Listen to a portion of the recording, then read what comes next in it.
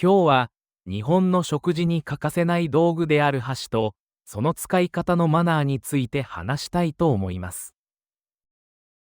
日本で食事をするとき、多くの場合フォークやナイフではなく箸を使います。最初は難しく感じる人も多いですが、毎日使っているうちに自然と慣れていきます。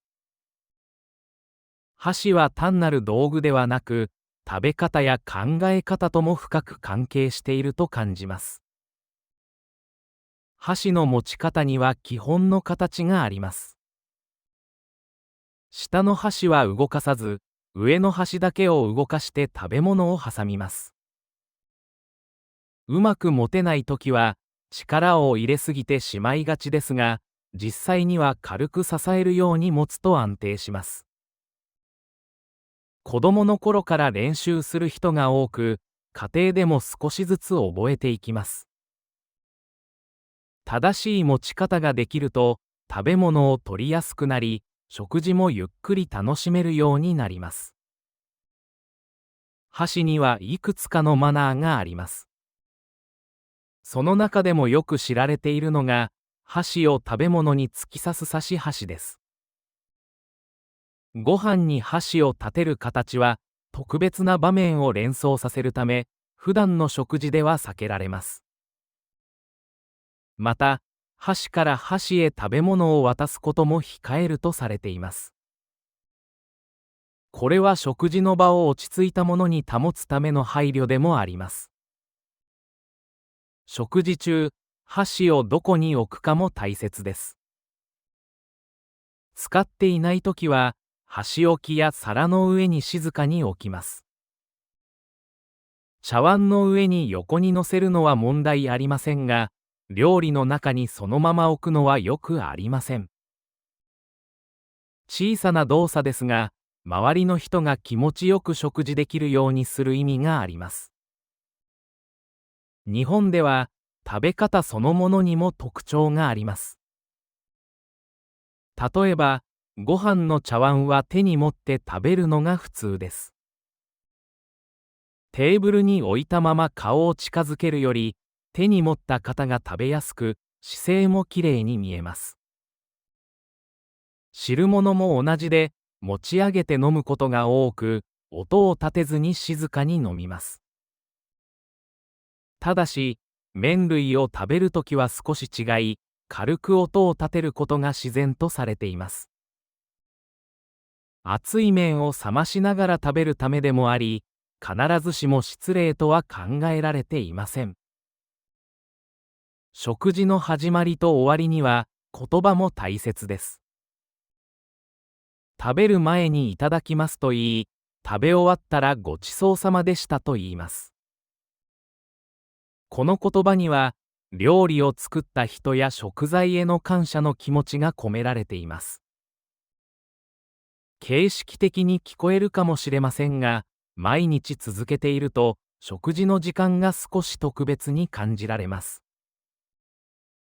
箸の文化には、急がず丁寧に食べるという考え方もあります。一度にたくさん口に入れるのではなく少しずつ味わいながら食べることで、料理の変化を感じやすくなります。箸は小さな道具ですが、その動きによって食事の速度が自然に調整されます。その結果、会話をしながら落ち着いて食べる時間が生まれます。外国から来た人と食事をすると、箸の使い方を気にする人もいますが、最初から完璧である必要はありません。大切なのは、周りの人と一緒に楽しく食べようとする気持ちだと思います。マナーは厳しい規則というより、相手への思いやりを形にしたものです。少しずつ覚えていけば、自然に身についていきます。僕も子供の頃は箸を落としたり、うまくつかめなかったりしましたが、毎日の食事の中で覚えていきました。今では意識せずに使えますが、改めて考えると、食事の習慣そのものが体に残っていると感じます。箸を使う動作には、家庭で過ごした時間や思い出も含まれているのかもしれません。日本の食事マナーは、特別な場だけのものではなく、日常の中にあります。小さな動きや言葉を通して、周りと気持ちよく時間を共有するための工夫が続いてきました。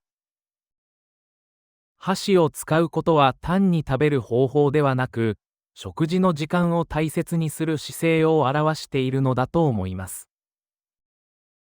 これから日本で食事をする機会があれば少しだけ意識してみてください。きっと食事の時間がより楽しく感じられると思います。今日は日本の食事の基本と言われる一汁三菜について話したいと思います。日本の料理は寿司やラーメンのような有名な料理を思い浮かべる人が多いと思いますが、毎日の食事はもっと静かで特別ではない形をしています。その中心にある考え方が一汁三菜です。言葉の意味はとても単純で、汁物が一つ、おかずが三つある食事ということですが、実際には単なる数の説明ではなく、食べ方のバランスを表しています。まず、食卓の中心に置かれるのはご飯です。日本ではご飯が主食で、食事の土台のような役割を持っています。おかずを食べるためのものではなく、ご飯とおかずを行き来しながら食べることで、味が整うと考えられています。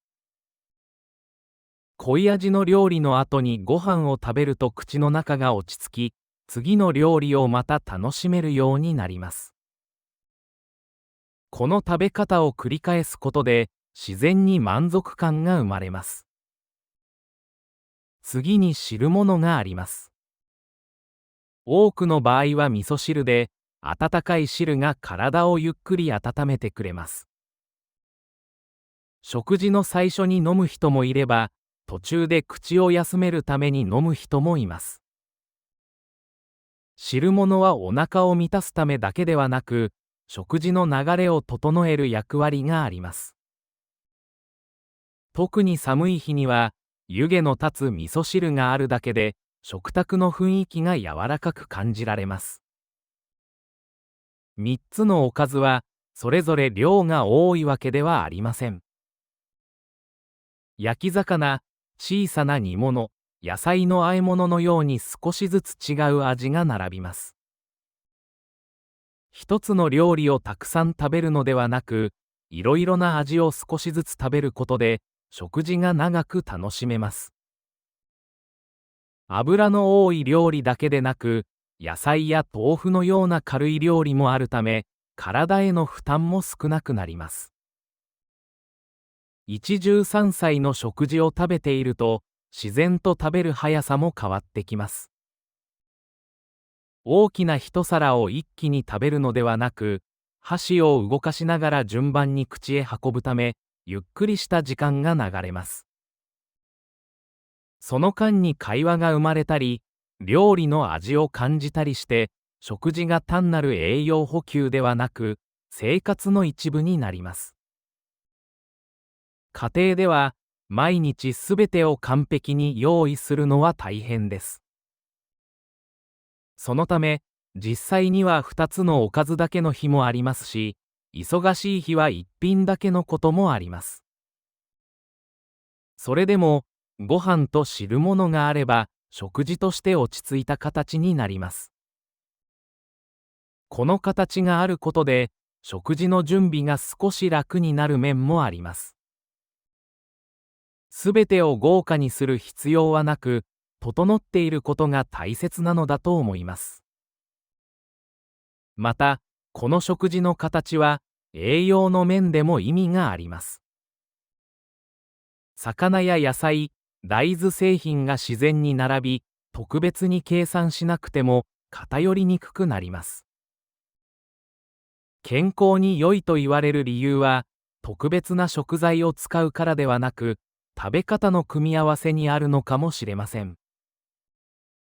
毎日同じ料理でなくても、形を守ることで体に負担が少ない食事になります。外食が多い現代では、毎日一汁三菜を揃えることは少なくなっています。それでも、定食屋で食べる食事には、この考え方が残っています。ご飯、味噌汁、主菜、副菜が並ぶと、家庭の食事に近い安心感があります。忙しい生活の中でも、この形を見ると、どこかほっとする気持ちになります。僕自身も、疲れて帰った日に温かい味噌汁とご飯を食べると、気持ちが落ち着きます。豪華な料理ではありませんが、体が休まる感覚があります。一汁三菜は特別な料理の名前ではなく、日常を支える仕組みのようなものだと感じています。毎日続けられることが大切で、続けられるからこそ意味があります。日本の食事は、見た目の美しさが注目されることもありますが、本当の特徴は、この静かなバランスにあるのではないでしょうか。多すぎず少なすぎず、体と気持ちの両方を整えるための形として、一汁三菜は長く続いてきました。これから食事をするとき、ご飯と汁物と小さなおかずを思い出してもらえれば、日本の食文化を少し身近に感じられると思います。一汁三菜は難しい作法ではなく、毎日の生活の中で自然に生まれた知恵なのだと感じました。今日は日本人の普段の食事について、一日の流れに合わせて話したいと思います。日本料理と聞くと、寿司や天ぷらのような特別な料理を思い浮かべる人が多いと思いますが、毎日食べているものはもっとシンプルで、生活に近い形をしています。旅行で見る料理と普段の食事は少し違いがあります。朝はあまり時間がありません。多くの人は仕事や学校の準備で忙しく、ゆっくり料理をする余裕がない日もあります。そのため、朝ごはんは簡単なものが多いです。ご飯に味噌汁、焼き魚という家庭もありますが、パンとコーヒーだけの日もあります。最近はトーストにバターやジャムを塗り、ヨーグルトやバナナを一緒に食べる人も増えています。しっかり食べる日もあれば、軽く済ませる日もあり、朝の食事は生活のリズムに合わせて変わります。昼になると、外で食べる人が多くなります。会社の近くの定食屋へ行ったり、ラーメン店に入ったり、コンビニで弁当を買うこともあります。日本のコンビニにはおにぎりやサンドイッチ、サラダ、温かい弁当まで揃っていて、短い休憩時間でもすぐ食べられます。公園や休憩室で食べる人もいて、昼食はそれぞれの仕事の形によって違います。毎日同じ店に行く人もいれば、気分で買える人もいます。お弁当を持ってくる人もいます。家で作ったおかずとご飯を箱に詰めて持参し、昼に食べます。量は多すぎず少しずついろいろなものが入っています。前の日の夕食のおかずを使うこともあり、特別な料理ではありませんが、安心して食べられる食事です。忙しい朝でも準備できるよう、前日の夜に作っておく人もいます。夜の食事は、朝や昼より落ち着いた時間になります。仕事が終わって帰宅し、家で料理を作る人もいれば、外食で済ませる人もいます。家庭料理の場合は、ご飯、味噌汁、肉や魚のおかず、野菜の小皿が並びます。豪華ではありませんが、温かい食事をゆっくり食べることで、一日の疲れが安らぎます。家族と会話をしながら食べる時間も大切にされています。忙しい日は、スーパーで惣菜を買うこともあります。揚げ物や煮物、サラダなどが用意されていて、家で温めるだけで食事になります。すべて手作りでなくても、食事の形を整えることが大切にされています。時間がない中でも、なるべく食事の時間を持とうとする人が多いと感じます。また、日本では一人で食事をすることも普通です。仕事の帰りに牛丼店や定食屋に入り、短い時間で食べて帰る人も多く見られます。一人だから特別という意識はなく、日常の一部として受け入れられています。店も一人客が入りやすい作りになっていて、気軽に利用できます。夜遅くなると、軽いものだけ食べる人もいます。おにぎりやカップスープ、果物などを少しだけ口にして、次の日に備えます。無理に多く食べるのではなく、体の調子に合わせて量を決めることが多いです。このように、食事は毎日同じ形ではなく、生活の状況によって変化しています。休日になると少し違う食事になります。朝をゆっくり過ごし、パンケーキや卵料理を作ったり、外でランチを楽しんだりします。平日は時間を優先しますが、休日は食事の時間そのものを楽しむ余裕が生まれます。同じ料理でも、時間の流れによって印象が変わるのを感じます。こうして一日を振り返ると、日本の普段の食事は特別な料理の集まりではなく、小さな食事の積み重ねでできています。豪華さより、続けられることが大切にされています。毎日同じものを食べるわけではありませんが、ご飯や汁物を中心にした形が自然と生活に残っています。日本の食事は、外から見ると整って見えるかもしれませんが、実際にはとても現実的です。忙しい日もあれば、余裕のある日もあり、その中で食べ方を変えながら生活しています。普段の食事を知ることで、特別な料理だけではわからない日本人の生活の様子が少し見えてくるのではないかと思います。今日は和食の歴史とその変化について、できるだけわかりやすく話したいと思います。今の日本では、寿司やラーメン、カレーなどいろいろな料理を食べることができますが、昔の日本人の食事は今よりずっとシンプルでした。長い時間をかけて少しずつ形が変わり、現在の食生活になっていったと言われています。とても昔の日本では、食事の中心は米と野菜でした。山や海に囲まれているため、魚はよく食べられていましたが、肉はほとんど食べませんでした。宗教や考え方の影響もあり、動物の肉を食べる習慣は広がりませんでした。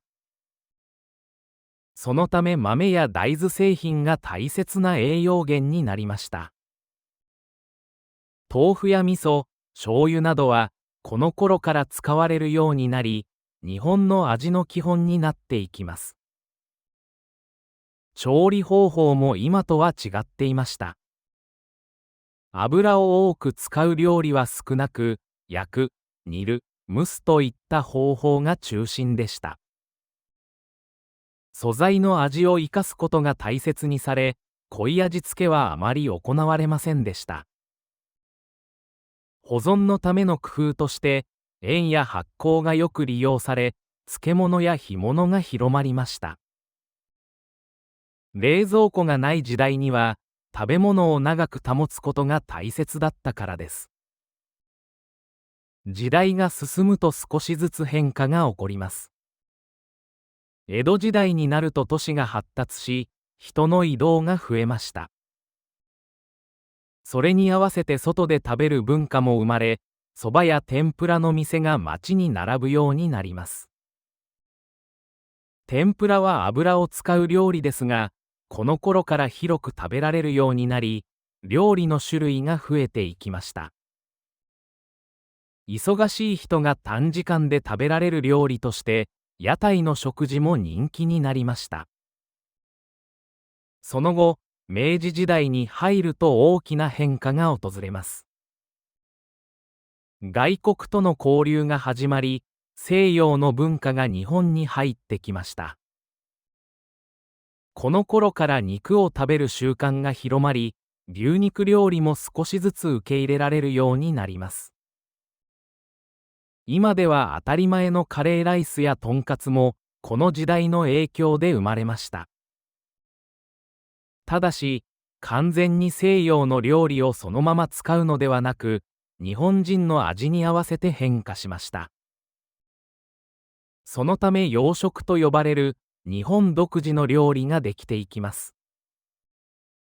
戦後になると生活がさらに変わり、パンや牛乳を食べる機会が増えました。学校の給食でも取り入れられ、子どもたちの食習慣に影響を与えました。家庭でも冷蔵庫やガスコンロが普及し、調理の方法が便利になっていきます。料理の時間が短くなり、使える食材の種類も増えました。現代では、日本の食卓には和食、洋食、中華などが一緒に並ぶことが珍しくありません。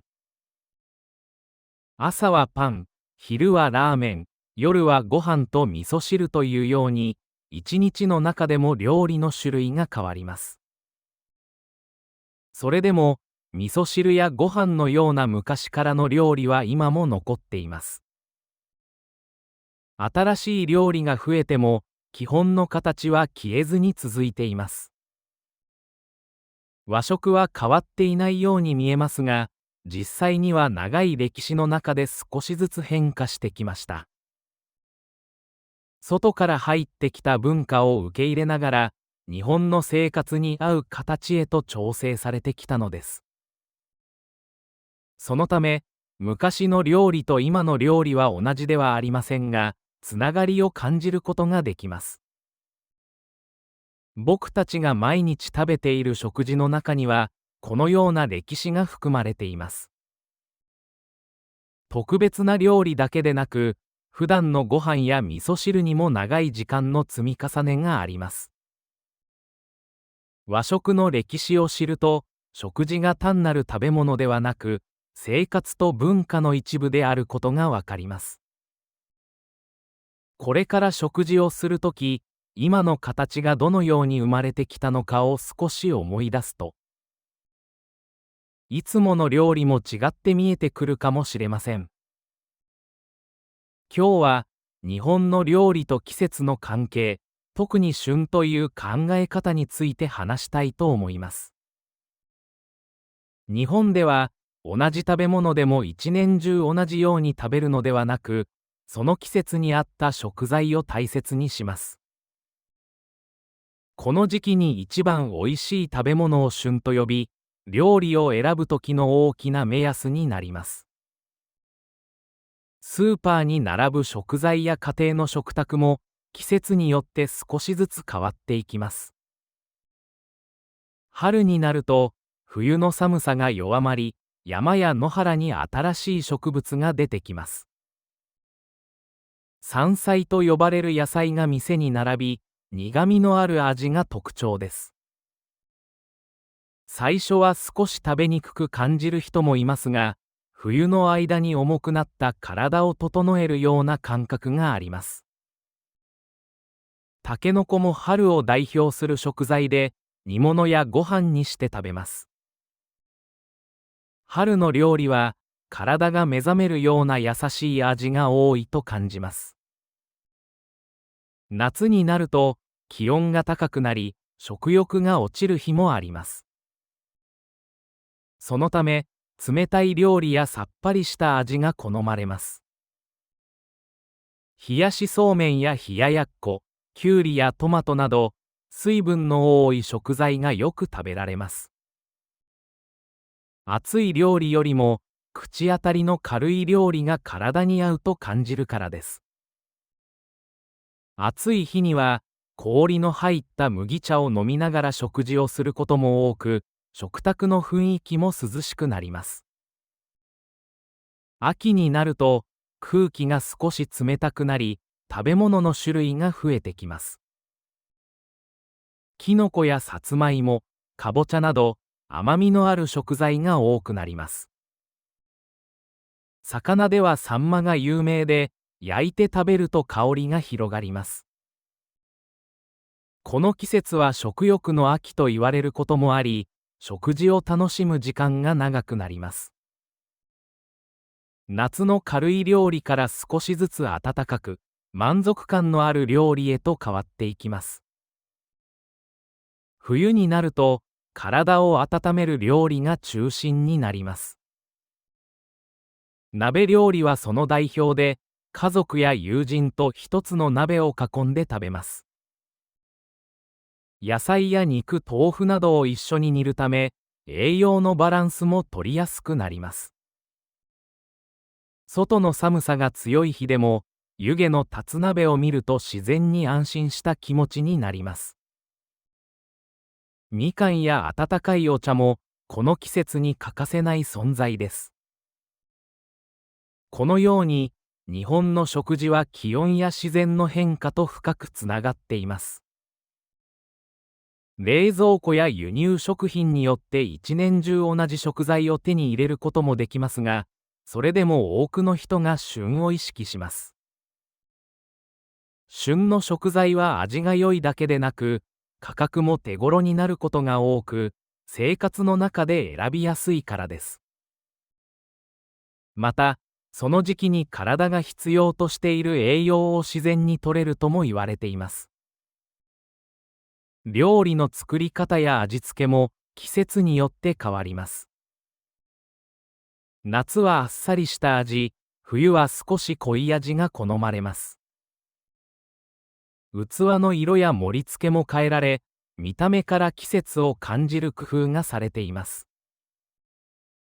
食べる前に目で楽しむという感覚も、日本の食事の特徴の一つです。僕自身も、店先に並ぶ食材を見ることで季節の変化に気づくことがあります。桜の頃には弁当に春らしい色が増え、秋になると焼き芋の香りが道に広がります。特別な行事がなくても、食べ物を通して季節を感じることができます。旬を大切にする考え方は、自然と共に生活してきた歴史の中で生まれました。毎日同じものを食べるのではなく、その時期に合ったものを選ぶことで、体にも心にも無理のない食事になります。豪華な料理でなくても、季節を感じられる食事は記憶に残りやすいと感じます。これから日本の料理を食べる機会があれば、何が旬なのかを少し意識してみてください。春の山菜、夏の冷たい麺、秋の魚、冬の鍋料理のように、季節ごとに違う楽しみがあります。旬という考え方は難しいものではなく、自然の変化を食事の中で感じるための知恵なのだと思います。食べ物を通して季節を知ることが、日本の食文化の大切な部分だと感じました。今日は日本の外食文化について、ラーメン、牛丼、そしてコンビニの食事を中心に話したいと思います。日本料理というと、家庭でゆっくり食べるご飯を思い浮かべる人も多いと思いますが、実際の生活では外で食べる機会もとても多いです。忙しい毎日の中で短い時間でも食事ができる場所がたくさんあり、それが日本の生活のリズムを支えています。まず、ラーメンです。ラーメンは特別な日の料理ではなく、思い立った時に気軽に食べに行く食事です。街には小さなラーメン店が多く、カウンター席に座って一人で食べる人の姿もよく見られます。注文すると、あまり待たずに熱いラーメンが出てきて、湯気と一緒に香りが広がります。食べ方も自由で、周りの人を気にせず自分のペースで食べられます。仕事の合間や帰り道に立ち寄り、短い時間で満足できるのが特徴です。次に牛丼です。牛丼店は駅の近くや大きな道路沿いにあり、朝早くから夜遅くまで開いていることが多いです。席に座るとすぐ注文でき、料理もすぐに運ばれてきます。値段も手頃で、学生や会社員、夜勤の人までいろいろな人が利用しています。一人で入っても気にならず、食べ終わると静かに店を出る人が多いです。長くとどまる場所ではありませんが、生活の途中で必要な食事を支える役割があります。そして、コンビニの食事も外食文化の大切な部分です。コンビニにはおにぎり、弁当、サンドイッチ、サラダ、温かいスープなど、すぐ食べられるものが揃っています。店内で温めてもらうこともでき、家や職場、公園など好きな場所で食べられます。時間がない朝や遅い夜でも利用でき、生活に合わせて食事を選べるのが特徴です。これらの場所に共通しているのは、短い時間で食事ができることです。日本では、食事のために長い時間を取れない日も多く、便利さが大切にされています。その一方で、味も一定の質が保たれていて、安心して利用できます。特別な準備をしなくても、必要な時にすぐ食べられる環境が整っています。また、日本では一人で外食することが普通です。誰かと一緒でなければ入れないという雰囲気はあまりなく、自分の予定に合わせて気軽に利用できます。店の作りも一人客を想定していて、カウンター席や小さなテーブルが用意されています。そのため、仕事帰りや移動の途中でも入りやすくなっています。外食といっても、毎日贅沢をするという意味ではありません。むしろ、日常生活を続けるための仕組みに近いものです。家で料理ができない日や、疲れて何もしたくない日でも、温かい食事が手に入ります。これにより、生活の負担が軽くなり、時間を他のことに使えるようになります。休日には、同じ店でも少し違う意味を持つことがあります。ラーメン店にゆっくり並んだり、新しい味を試したりすることで、楽しみの一つになります。普段は急いで食べる場所でも、時間がある日は食事そのものを楽しむことができます。このように、外食は状況によって役割が変わります。日本の外食文化は、便利さと日常性が特徴です。高級な店だけでなく、手頃な店が生活の中に多く存在しています。ラーメン、牛丼、コンビニの食事は、それぞれ形は違いますが、どれも生活に密着しています。食事を特別な行事にするのではなく、毎日を続けるための一部として考えられているのだと思います。こうした環境があることで、人々は忙しい中でも食事をとることができます。家庭料理と外食は対立するものではなく、互いに補い合っています。日本の食生活は、家の食事と外の食事の両方によって支えられていると感じました。ラーメンの湯気や牛丼の温かさ、コンビニの明かりは、どれも日常の風景として人々の生活に寄り添っているのだと思います。今日は、日本の食事に欠かせない道具である箸と、その使い方のマナーについて話したいと思います。日本で食事をするとき、多くの場合フォークやナイフではなく箸を使います。最初は難しく感じる人も多いですが、毎日使っているうちに自然と慣れていきます。箸は単なる道具ではなく、食べ方や考え方とも深く関係していると感じます。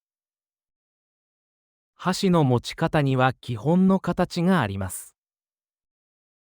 下の箸は動かさず、上の箸だけを動かして食べ物を挟みます。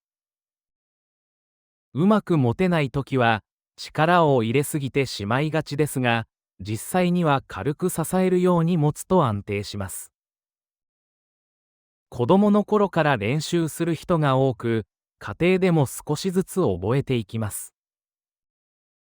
正しい持ち方ができると、食べ物を取りやすくなり、食事もゆっくり楽しめるようになります。箸にはいくつかのマナーがあります。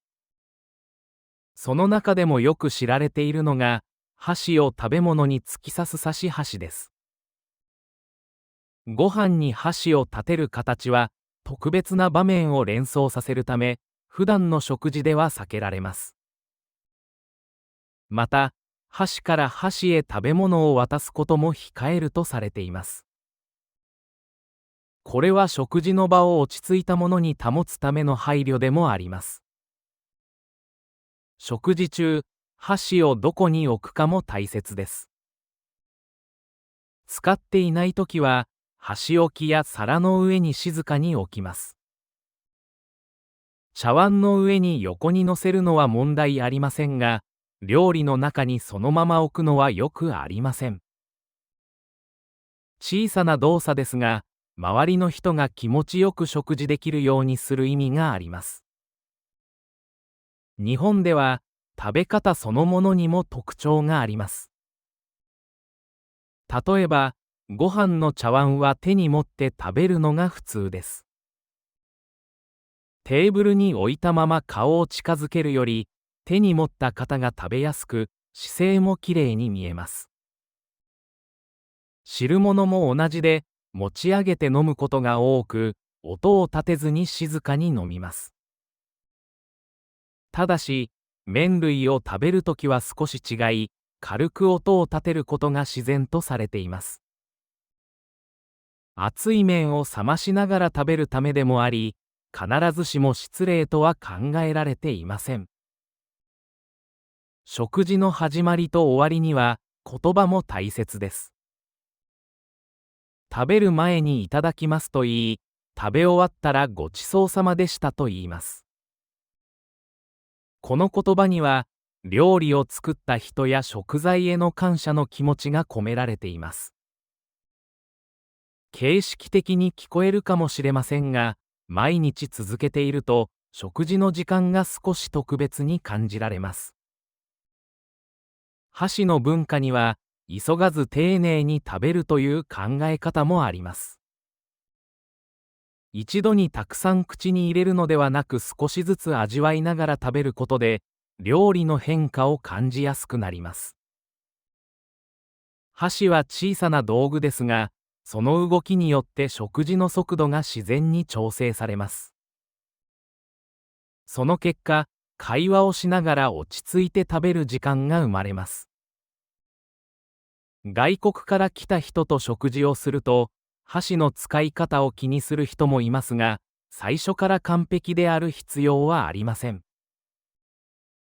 大切なのは、周りの人と一緒に楽しく食べようとする気持ちだと思います。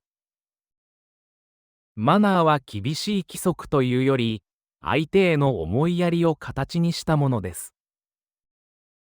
少しずつ覚えていけば、自然に身についていきます。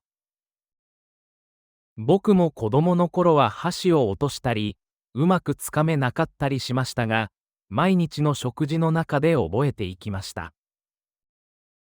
今では意識せずに使えますが、改めて考えると、食事の習慣そのものが体に残っていると感じます。箸を使う動作には、家庭で過ごした時間や思い出も含まれているのかもしれません。日本の食事マナーは、特別な場だけのものではなく、日常の中にあります。小さな動きや言葉を通して、周りと気持ちよく時間を共有するための工夫が続いてきました。箸を使うことは単に食べる方法ではなく、食事の時間を大切にする姿勢を表しているのだと思います。これから日本で食事をする機会があれば少しだけ意識してみてください。きっと食事の時間がより楽しく感じられると思います。今日は日本の食事の基本と言われる一汁三菜について話したいと思います。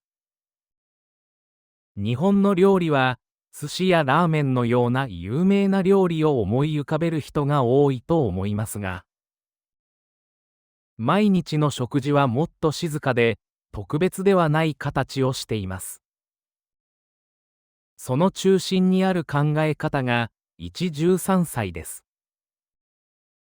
言葉の意味はとても単純で、汁物が一つ、おかずが三つある食事ということですが、実際には単なる数の説明ではなく、食べ方のバランスを表しています。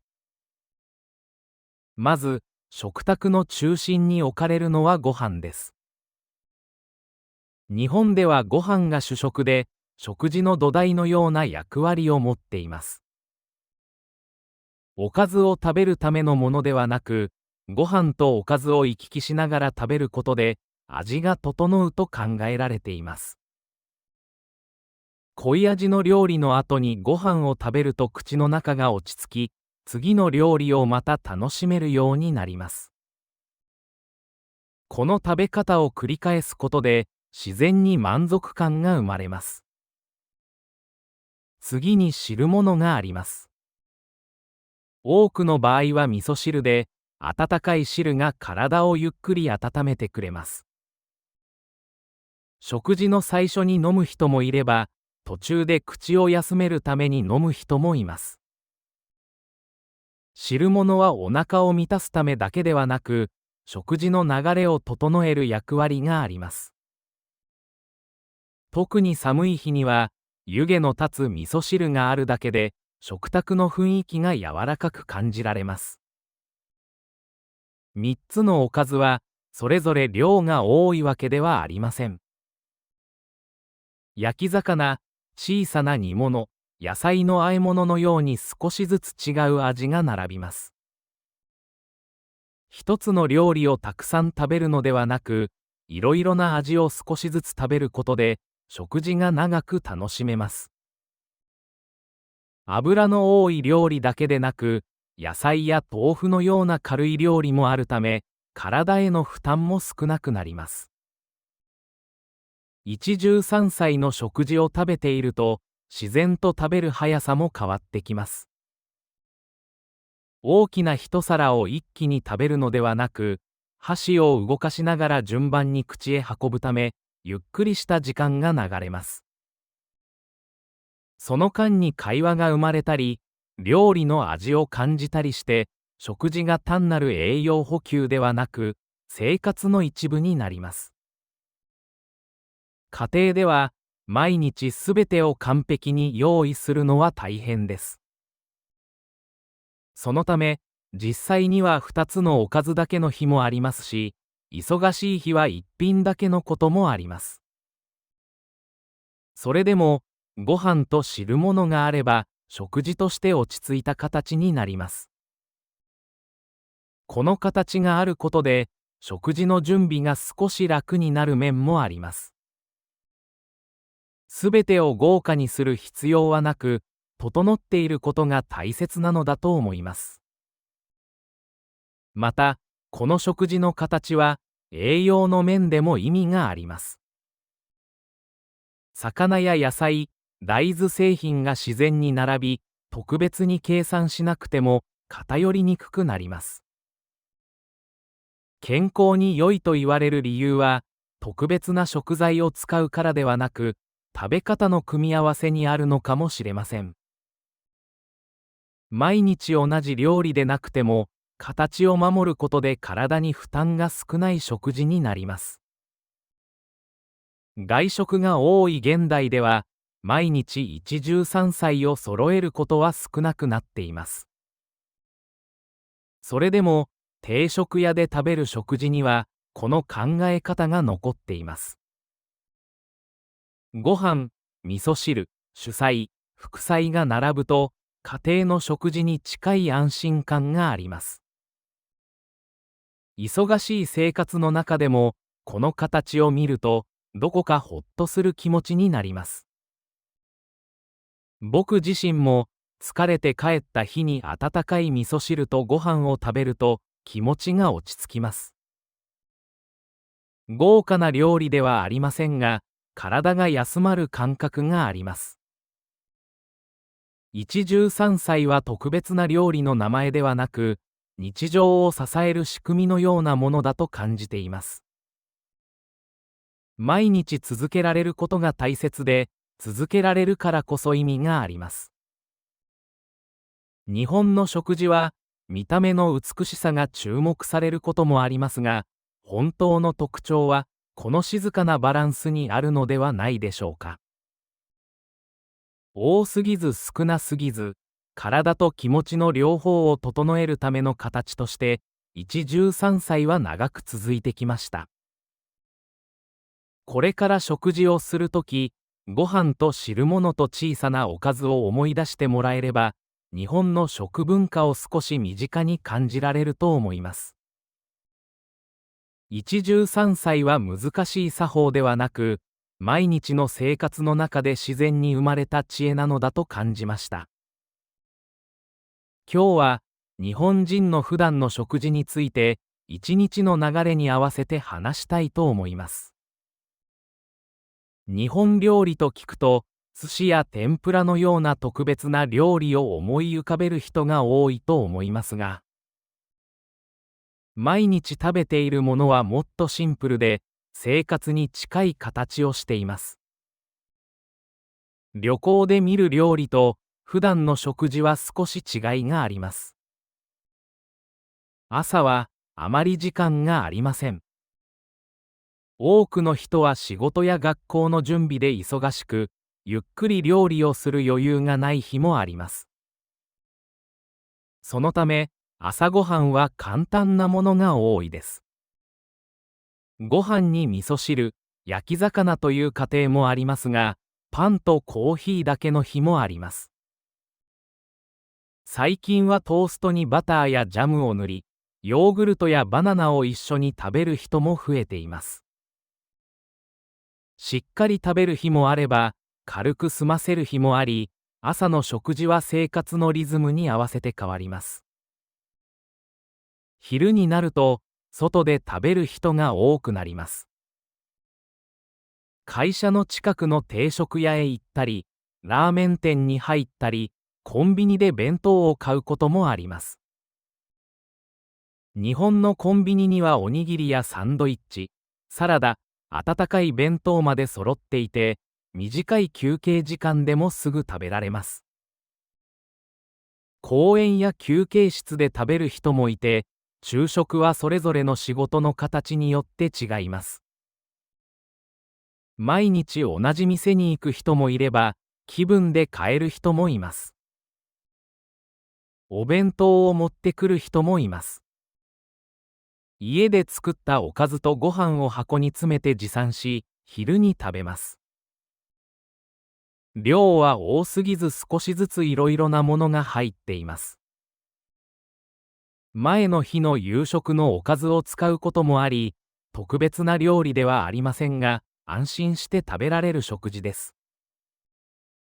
忙しい朝でも準備できるよう、前日の夜に作っておく人もいます。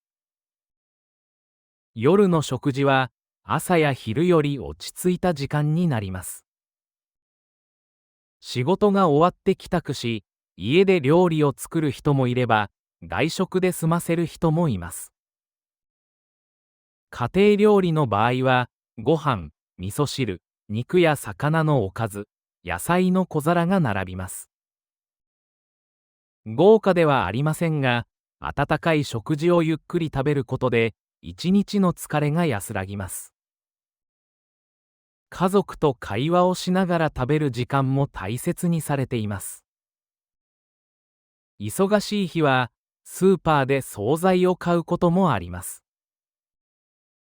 揚げ物や煮物、サラダなどが用意されていて、家で温めるだけで食事になります。すべて手作りでなくても、食事の形を整えることが大切にされています。時間がない中でも、なるべく食事の時間を持とうとする人が多いと感じます。また、日本では一人で食事をすることも普通です。仕事の帰りに牛丼店や定食屋に入り、短い時間で食べて帰る人も多く見られます。一人だから特別という意識はなく、日常の一部として受け入れられています。店も一人客が入りやすい作りになっていて、気軽に利用できます。夜遅くなると、軽いものだけ食べる人もいます。おにぎりやカップスープ、果物などを少しだけ口にして、次の日に備えます。無理に多く食べるのではなく、体の調子に合わせて量を決めることが多いです。このように、食事は毎日同じ形ではなく、生活の状況によって変化しています。休日になると少し違う食事になります。朝をゆっくり過ごし、パンケーキや卵料理を作ったり、外でランチを楽しんだりします。平日は時間を優先しますが、休日は食事の時間そのものを楽しむ余裕が生まれます。同じ料理でも、時間の流れによって印象が変わるのを感じます。こうして一日を振り返ると、日本の普段の食事は特別な料理の集まりではなく、小さな食事の積み重ねでできています。豪華さより、続けられることが大切にされています。毎日同じものを食べるわけではありませんが、ご飯や汁物を中心にした形が自然と生活に残っています。日本の食事は、外から見ると整って見えるかもしれませんが、実際にはとても現実的です。忙しい日もあれば、余裕のある日もあり、その中で食べ方を変えながら生活しています。普段の食事を知ることで、特別な料理だけではわからない日本人の生活の様子が少し見えてくるのではないかと思います。今日は和食の歴史とその変化について、できるだけわかりやすく話したいと思います。今の日本では、寿司やラーメン、カレーなどいろいろな料理を食べることができますが、昔の日本人の食事は今よりずっとシンプルでした。長い時間をかけて少しずつ形が変わり、現在の食生活になっていったと言われています。とても昔の日本では、食事の中心は米と野菜でした。山や海に囲まれているため、魚はよく食べられていましたが、肉はほとんど食べませんでした。宗教や考え方の影響もあり、動物の肉を食べる習慣は広がりませんでした。そのため豆や大豆製品が大切な栄養源になりました。豆腐や味噌、醤油などは、この頃から使われるようになり、日本の味の基本になっていきます。調理方法も今とは違っていました。油を多く使う料理は少なく、焼く、煮る、蒸すといった方法が中心でした。素材の味を生かすことが大切にされ、濃い味付けはあまり行われませんでした。保存のための工夫として、塩や発酵がよく利用され、漬物や干物が広まりました。冷蔵庫がない時代には、食べ物を長く保つことが大切だったからです。時代が進むと少しずつ変化が起こります。江戸時代になると都市が発達し、人の移動が増えました。それに合わせて外で食べる文化も生まれ、蕎麦や天ぷらの店が街に並ぶようになります。天ぷらは油を使う料理ですが、この頃から広く食べられるようになり、料理の種類が増えていきました。忙しい人が短時間で食べられる料理として、屋台の食事も人気になりました。その後、明治時代に入ると大きな変化が訪れます。外国との交流が始まり、西洋の文化が日本に入ってきました。この頃から肉を食べる習慣が広まり、牛肉料理も少しずつ受け入れられるようになります。今では当たり前のカレーライスやとんかつも、この時代の影響で生まれました。ただし、完全に西洋の料理をそのまま使うのではなく、日本人の味に合わせて変化しました。そのため洋食と呼ばれる日本独自の料理ができていきます。戦後になると生活がさらに変わり、パンや牛乳を食べる機会が増えました。学校の給食でも取り入れられ、子どもたちの食習慣に影響を与えました。家庭でも冷蔵庫やガスコンロが普及し、調理の方法が便利になっていきます。料理の時間が短くなり、使える食材の種類も増えました。現代では、日本の食卓には和食、洋食、中華などが一緒に並ぶことが珍しくありません。朝はパン、昼はラーメン、夜はご飯と味噌汁というように、一日の中でも料理の種類が変わります。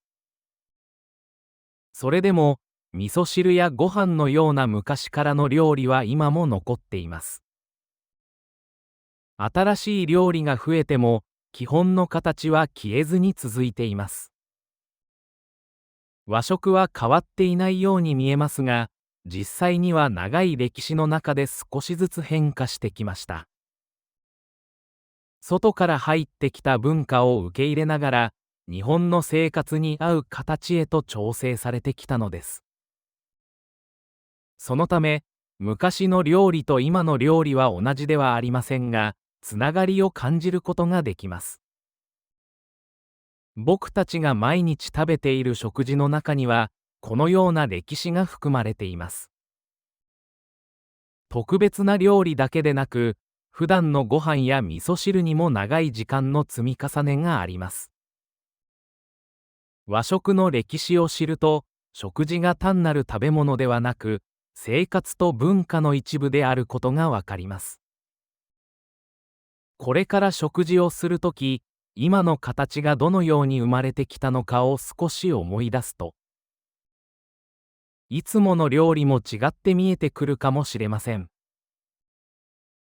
今日は、日本の料理と季節の関係、特に旬という考え方について話したいと思います。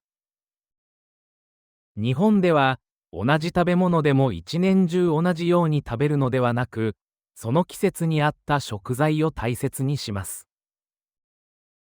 この時期に一番おいしい食べ物を旬と呼び、料理を選ぶ時の大きな目安になります。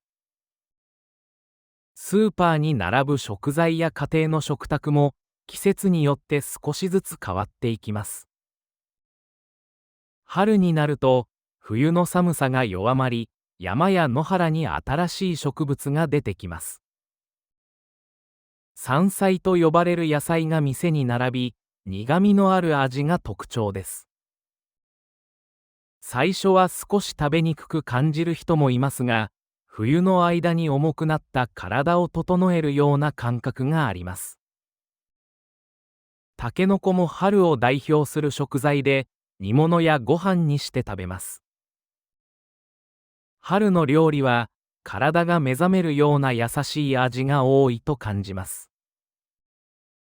夏になると、気温が高くなり、食欲が落ちる日もあります。そのため、冷たい料理やさっぱりした味が好まれます。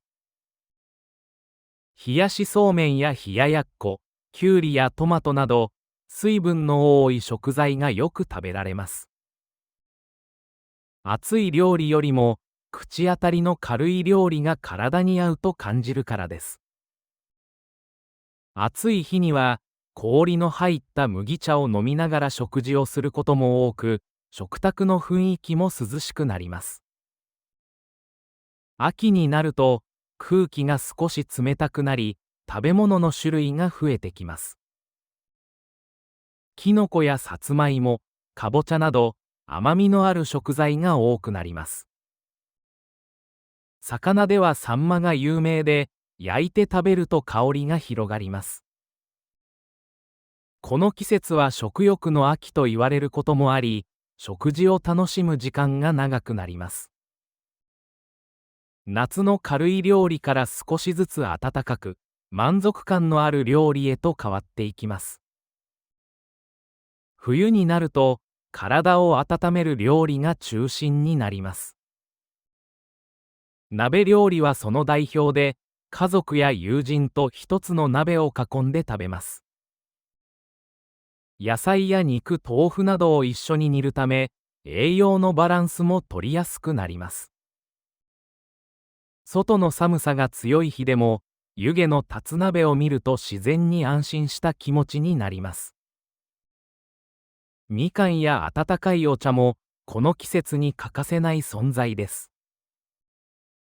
このように、日本の食事は気温や自然の変化と深くつながっています。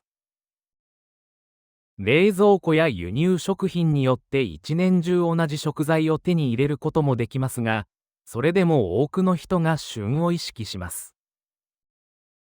旬の食材は味が良いだけでなく、価格も手頃になることが多く、生活の中で選びやすいからです。また、その時期に体が必要としている栄養を自然に摂れるとも言われています。料理の作り方や味付けも季節によって変わります。夏はあっさりした味、冬は少し濃い味が好まれます。器の色や盛り付けも変えられ、見た目から季節を感じる工夫がされています。食べる前に目で楽しむという感覚も、日本の食事の特徴の一つです。僕自身も、店先に並ぶ食材を見ることで季節の変化に気づくことがあります。桜の頃には弁当に春らしい色が増え、秋になると焼き芋の香りが道に広がります。特別な行事がなくても、食べ物を通して季節を感じることができます。旬を大切にする考え方は、自然と共に生活してきた歴史の中で生まれました。毎日同じものを食べるのではなく、その時期に合ったものを選ぶことで、体にも心にも無理のない食事になります。豪華な料理でなくても、季節を感じられる食事は記憶に残りやすいと感じます。これから日本の料理を食べる機会があれば、何が旬なのかを少し意識してみてください。春の山菜、夏の冷たい麺、秋の魚、冬の鍋料理のように、季節ごとに違う楽しみがあります。旬という考え方は難しいものではなく、自然の変化を食事の中で感じるための知恵なのだと思います。食べ物を通して季節を知ることが、日本の食文化の大切な部分だと感じました。今日は日本の外食文化について、ラーメン、牛丼、そしてコンビニの食事を中心に話したいと思います。日本料理というと、家庭でゆっくり食べるご飯を思い浮かべる人も多いと思いますが、実際の生活では外で食べる機会もとても多いです。忙しい毎日の中で、短い時間でも食事ができる場所がたくさんあり、それが日本の生活のリズムを支えています。まず、ラーメンです。ラーメンは特別な日の料理ではなく、思い立った時に気軽に食べに行く食事です。街には小さなラーメン店が多く、カウンター席に座って一人で食べる人の姿もよく見られます。注文すると、あまり待たずに熱いラーメンが出てきて、湯気と一緒に香りが広がります。食べ方も自由で、周りの人を気にせず自分のペースで食べられます。仕事の合間や帰り道に立ち寄り、短い時間で満足できるのが特徴です。次に牛丼です。牛丼店は駅の近くや大きな道路沿いにあり、朝早くから夜遅くまで開いていることが多いです。席に座るとすぐ注文でき、料理もすぐに運ばれてきます。値段も手頃で、学生や会社員、夜勤の人までいろいろな人が利用しています。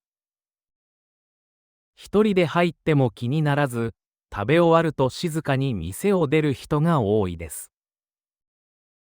長くとどまる場所ではありませんが、生活の途中で必要な食事を支える役割があります。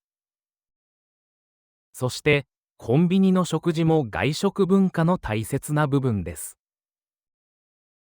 コンビニにはおにぎり、弁当、サンドイッチ、サラダ、温かいスープなど、すぐ食べられるものが揃っています。